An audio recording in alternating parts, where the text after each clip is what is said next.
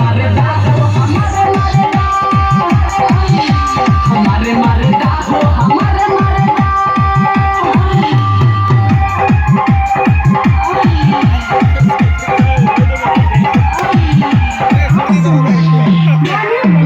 बोले साड़ी जब हुक छटकावे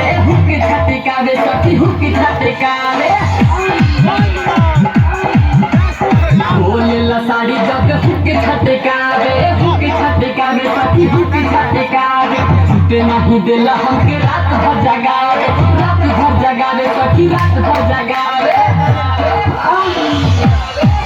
जब होखेला दर्द पूरा कर देला